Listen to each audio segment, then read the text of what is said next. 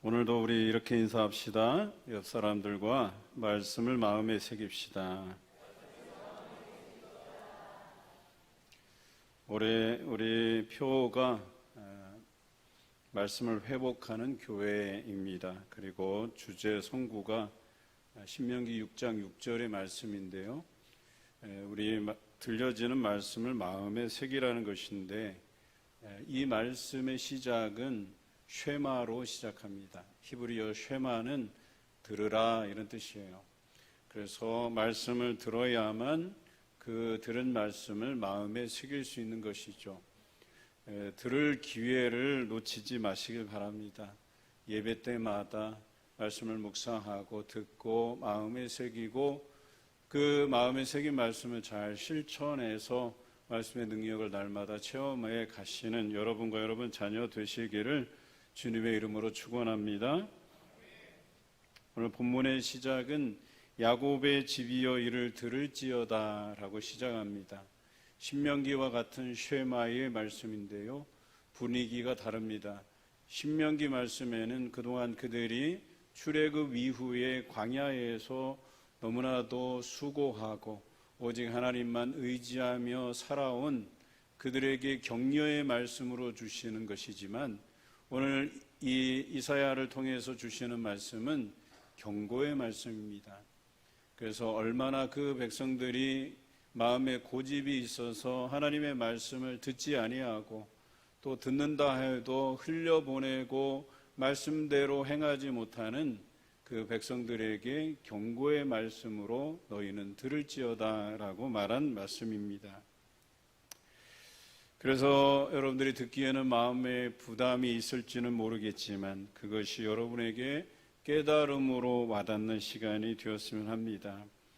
듣는 것은 단순히 들음에서 끝나는 것이 아니고, 그 들은 말씀을 마음에 새겨서 지켜 행하는 것까지를 듣는다라고 이야기할 수 있습니다. 하나님의 백성으로 산다고 하는 것은 하나님의 말씀을 들을 뿐만 아니라 마음에 새겨서 그 말씀대로 지켜 행하는 것을 말하는 것이죠. 그런데 이렇게 살아가는 삶을 우리는 사명이라고 합니다.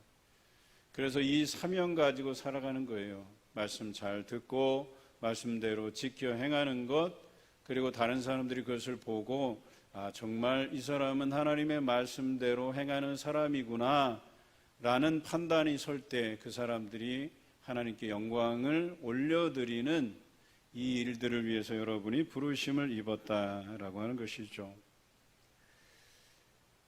남자라면 성인이 되어서 군인이 되고 또 국방의 의무를 성실하게 이행하게 됩니다.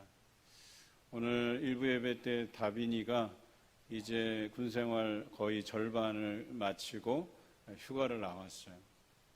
그런데 우리가 군인으로서 마땅히 근무를 서야 되잖아요. 특히나 경기도나 강원도 같은 최전방은 철책선에서 경계의 근무를 서게 돼 있어요. 그런데 눈이 온다고 해서, 비가 온다고 해서 눈을 피하려고, 비를 피하려고 막사로 돌아오는 일은 없습니다. 그 주어진 시간 내에 자신의 임무를 충실하게 다 이행해야 돼요. 만약에 그것을 거역하면, 지키지 않으면 군기교육대나 영창에 갈 수가 있는 거예요. 명령불복종이라고 해서요. 의사도 응급수술을 하게 되면 이렇게 수술방에 들어가서 수술을 하게 되잖아요. 생명을 살리기 위해서. 그런데 수술 도중에 나오는 법은 없어요. 그러니까 의사로서 생명을 살려야겠다는 그 책임감, 의무감을 가지고 해야 된다라고 하는 것이죠. 교사들도 아이들을 가르칠 때에 아이들을 내팽개치고 자기 일을 위해서 나와버리고 다른 일을 하는 법이 없어요. 그 아이들에 대한 지도와 가르침에 대한 책임이 그에게 있기 때문에 그렇다는 것이죠. 이렇듯 세상 사람들도 자기에게 맡겨진 책임을 가지고 사명을 가지고 일하는데, 당연히 하나님의 백성된 우리가 하나님께서 우리에게 주신 사명으로 살아가는 것은 당연합니다. 다시 말해서 그 말씀을 우리가 마음에 새기고 그 말씀을 지켜 행하는 것, 이것이 우리에게 주어진 사명이라고 하는 것이죠.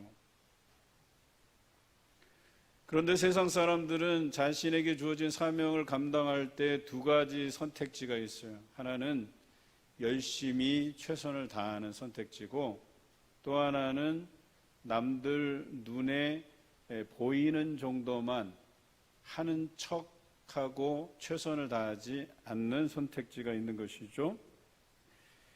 물론 그 결과도 상당히 다르게 나타날 것이에요.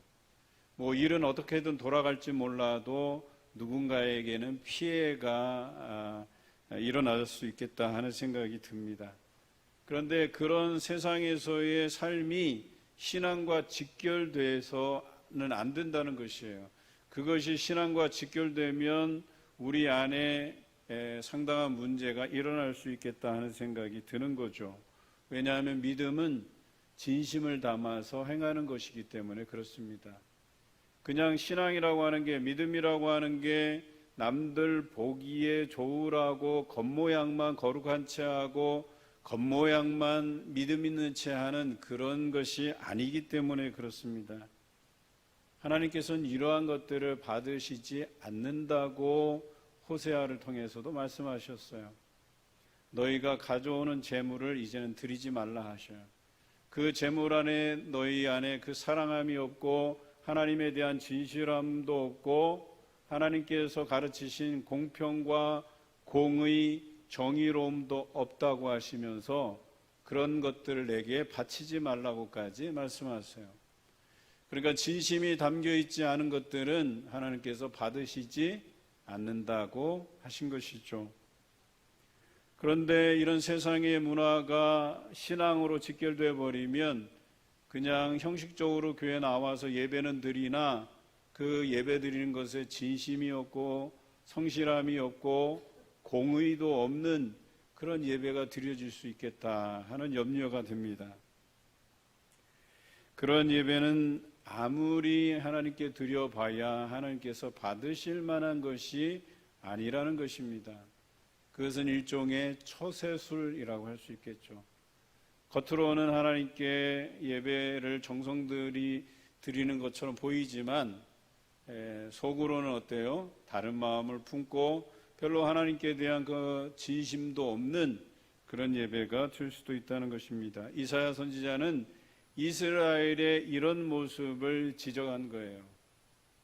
그래서 그들의 마음이 완고하다고 표현하고 있어요. 그리고 그들의 목은 쇠와 같고 그들의 이마는 놋과 같다 그랬어요. 구부러지지 않는다는 뜻이에요. 하나님 앞에 겸손히 허리를 굽혀서 진실로 하나님께 의지하고 전적으로 매달리는 모습이 그들에게 없다, 이렇게 말씀하신 거예요. 여전히 하나님의 뜻대로 행하지 아니하고 그들의 완고함, 그들의 고집대로 그들이 행하고 있다고 이사야 선지자를 통해서 선포되고 있습니다. 여러분, 이것은 이스라엘에게 굉장히 충격적인 발언이에요. 지금으로 얘기하면 여러분들 곳에 나와서 예배드리는데 그 마음에는 하나님께 대한 진심을 담아내지 못하고 예배드리고 있습니다, 이렇게 얘기한 것과 같은 거예요. 여전히 이 자리에 나와 계시지만 하나님의 뜻이 아닌 여러분의 뜻대로 살아가기를 다짐하는 그런 모습일 뿐입니다 라고 하는 이런 충격적인 발언을 이사야 선지자를 통해서 하고 있습니다. 하나님의 백성으로 산다고 하는 것은 하나님께 전적으로 의지하는 것을 말하죠. 하나님, 나의 삶에 개입해 주셔서 나를 도와달라고 요청하는 예배예요. 도와달라는 사람의 입장은 허리를 굽혀서라도 하나님께 나의 모든 것을 내어 맡긴다고 하는 전적인 의지함이 필요한 거라고 이야기하는 것이죠. 그런데 이스라엘은 그렇지 않았다는 거예요. 하나님 없이도 우리 살아갈 능력이 있습니다. 우리가 믿고 섬기는 가나안의 신들이 있습니다. 풍요를 상징하는 바알이 있고 다산을 상징하는 아세라가 있고, 그래서 더 이상 하나님이 우리 삶에 필요한 존재가 아닙니다라고 고집스럽게 겸손하지 못하게 목을 뻣뻣이 하고 살아가는 이스라엘이었다라고 이야기한 것이죠.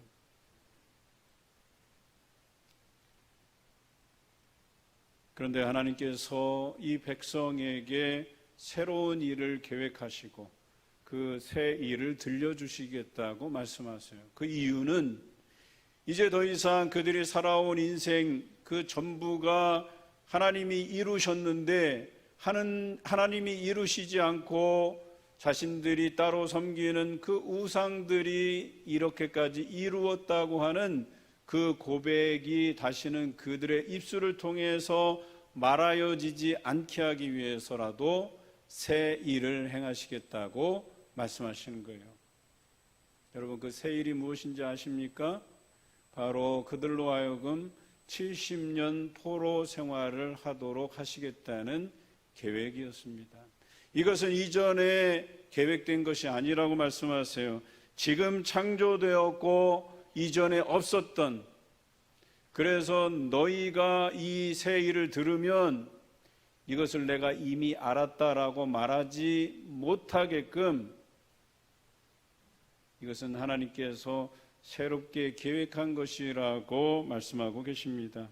이 일을 이제 이스라엘 백성들에게 알게 하시겠다고, 너희는 그 새 일을 들을지어다 라고 말씀하고 있습니다.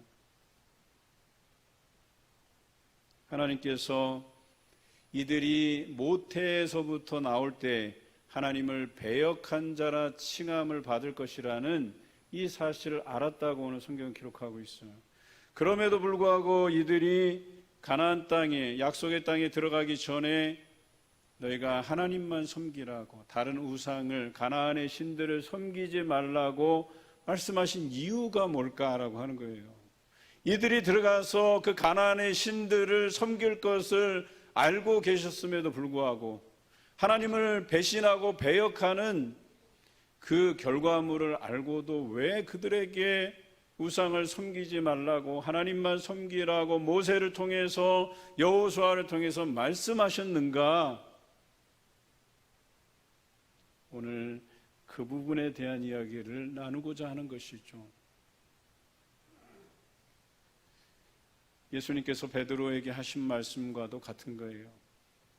네가 닭 울기 전에 3번 나를 부인하리라. 미리 아셨어요. 아심에도 불구하고 겟세마네 동산에서 깨어 기도하라고 말씀하신 이유가 뭘까요? 뻔히 결과는 정해져 있는데 그 말씀을 기억나게 하시려는 의도가 있었다는 거예요. 오늘 이스라엘 백성에게도 그것을 기억나게 하시는 거예요. 너희가 결과적으로 하나님을 배신하게 되고 그 대가로 70년 포로기를 맞게 되겠지만 지금 이렇게 말씀하신 바를 기억나게 하셔서 그들이 잘못됨을 회개하고 돌이키게 하시기 위한 사전 포석이라고 이야기하는 거예요. 여러분, 베드로가 닭 울기 전에 3번 부인하게 되죠. 닭이 울자마자 베드로는 예수님의 말씀이 생각나서 통곡하였다고 기록하고 있어요. 하나님께서 이들이 배역하고 배신할 것을 알면서도 왜 이런 말씀을 하셨는지, 우상을 섬기지 말고 오직 하나님만 섬기라고 말씀하셨는지 이제 우리가 감을 잡을 수 있을 것 같습니다. 우리가 잘못해서 나라가 망하고 70년 포로 생활을 하면서 우리가 하나님의 말씀을 거역하였기 때문에, 배반하였기 때문에, 다른 신들을 섬겼기 때문에 이 70년 포로 생활을 우리가 겪고 있구나라고 하는 그런 판단과 더불어서 하나님 앞에 진실로 회개하고 하나님께로 돌아오게 하시기 위해서 이런 말씀을 우리에게 하신 것이다라고 하는 것이죠. 그래서 이제는 그들이 지금까지 우리의 삶을 인도해 주신 분이 하나님이시라고 하는 이 고백만 있게 하시기 위해서 이런 새 일을 계획하셨다라고 하는 겁니다. 그동안은 자신들이 섬기는 가나안의 신들 덕에 우리가 풍요롭고 많은 자식을 낳고 살아온 줄 알았는데 이제는 더 이상 그 입에서 가나안의 신들이 자신들을 이렇게 인도했다고 하는 이 고백이 더 이상 나오지 않도록 하시기 위해서 새 일을 계획하신 거예요.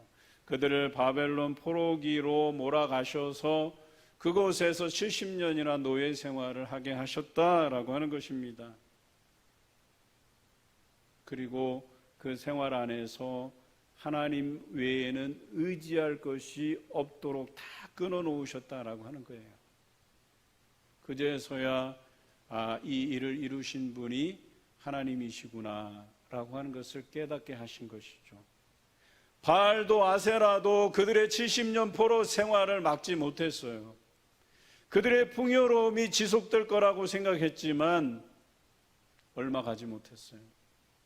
그제서야 이사야 선지자를 통해서 그들에게 선포한 말씀을 알게 되었어요. 우리는 고집스러운 사람이고 겸손하지 못하여서 목이 뻣뻣한 쇠와 같은 그런 민족이었구나. 그런 잘못을 우리가 범했구나 라고 하는 것을 알게 하셨다는 거예요.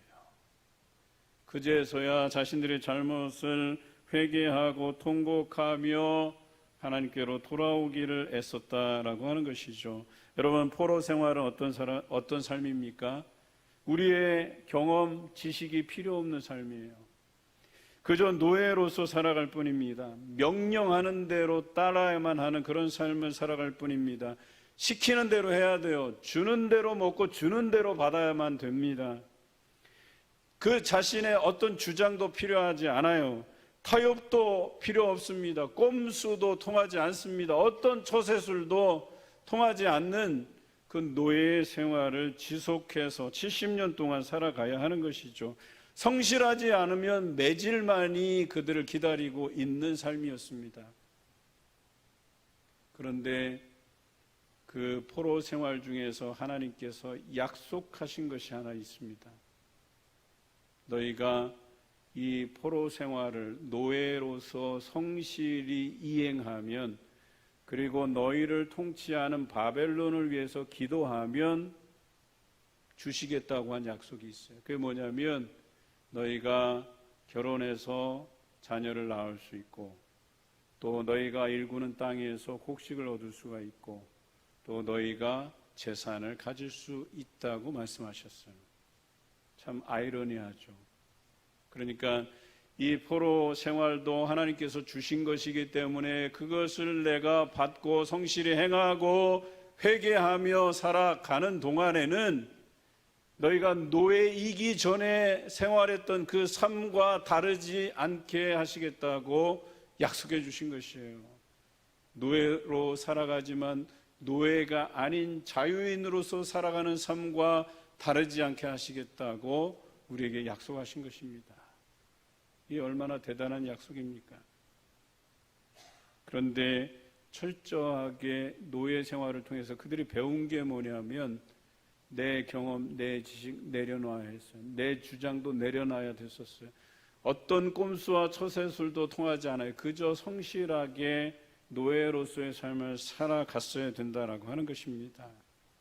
그리고 그들이 깨달은 바는 오직 여기에서 헤어나올 길은 하나님 한 분만 의지하는 길임을 깨닫게 되었다라고 하는 것이죠. 이 일을 통해서 하나님께서 말씀하신 것이 내 영광을 다른 신들에게 주지 않겠다고 결론적으로 말씀하고 있어요.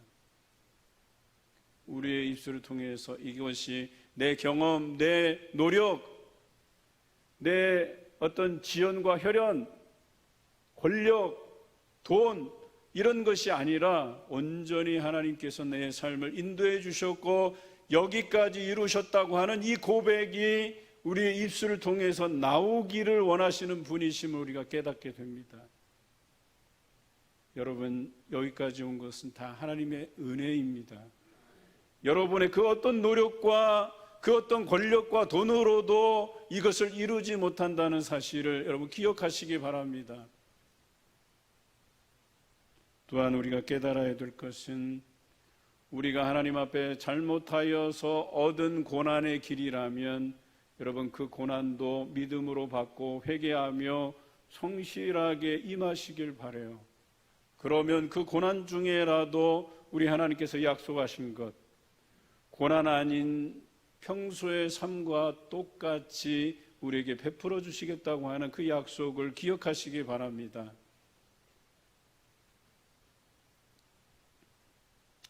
하나님께서 이 일들을 계획하시고 이 새 일을 우리에게 들려주시는 것은 순전히 하나님의 이름을 위한 일이고, 이를 위해서 하나님께서 노하기를 더디하시고 길이 참으시겠다고 설명하고 있어요. 근데 우리가 한번 질문을 던져보겠어요. 참으신다면 차라리 포로 생활을 이렇게 하지 않게 하시든지. 아닙니다. 우리가 에스겔 선지자를 통해서 말씀을 묵상하다 보면 그 이유를 알게 돼요. 백성들이 이 포로 생활 70년을 좀 줄여달라는 의미에서 이게 언제쯤 끝나겠냐고 물었을 때에 에스겔 선지자를 통해서 하신 말씀이 이거예요. 너희가 너희 죄로 인해서 다 죽을 수밖에 없는 죄인이었는데 너희를 살려서 70년 포로 생활을 하게 하신 것이라고 말씀하십니다. 이미 우리 죄로 인해서 우리는 다 멸절될 수밖에 없지만 하나님께서 길이 참으시고 노하기를 더디하셔서 우리로 하여금 이 고난 중에 있어 이 고난으로 깨닫게 하시기 위한 하나님의 사랑, 하나님의 관심이라고 말씀하신 거예요. 그러니까 우리가 나의 잘못으로 인해서 당하는 고난도 회개하며 성실하게 받을 그런 의무가 우리에게 있는 것이에요. 그것을 통해서 하나님의 살아계심을 경험해 가시기를 주님의 이름으로 기원합니다. 우리의 완고한 죄, 그리고 속이고 배역하는 모습에도 우리를 받아주시고 우리를 사랑하시고 기다리시는 그런 하나님 앞에 우리가 겸손하게 허리를 굽혀야 됩니다. 우리가 겸손하게 서야 하는 것이죠.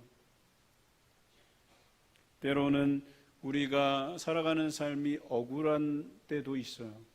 나는 하나님 앞에 성실하게 살아왔는데 왜 이런 고난을 내게 주실까? 여러분, 여기에 대한 답은 욥에게서 얻을 수 있습니다. 욥은 하나님 앞에 성실하게 행했어요. 그럼에도 불구하고 그에게 안타까운 일이 벌어졌어요.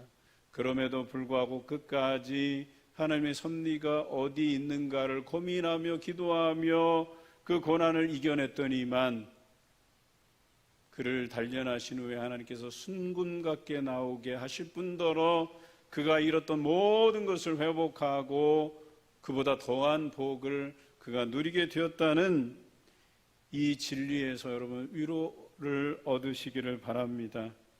그래서 여러분에게 주어진 고난이라도 이 고난에 하나님의 계획하심이 있고, 혹은 내가 버려야 될 완고함과 겸손하지 못한 모습이 있더라면 하나님 앞에 회개하시고, 내가 여전히 성실했더라면 하나님의 그 놀라운 계획하심을 믿고 그대로 그 받고 믿음으로 살아간다면 하나님께서 여러분에게 약속하신 삶을 누리게 될 줄로 믿습니다. 우리의 이 들으라고 하시는 쉐마의 말씀, 때로는 우리를 격려하시는 말씀일 수 있고 때로는 우리에게 경고하시는 말씀일 수 있습니다. 이것을 가벼이 여기지 마시기 바랍니다. 그것을 마음에 새기고 지켜 행하시기를 부탁을 드립니다. 그래서 우리의 모든 고집이 내려지고 버려지고 오직 하나님 한 분만으로 살 수 있는, 그분에게 우리의 삶을 전적으로 의지하고 허리를 굽힐 수 있는 그런 겸손함으로 살아가시는 여러분 되시기를 주님의 이름으로 기원합니다.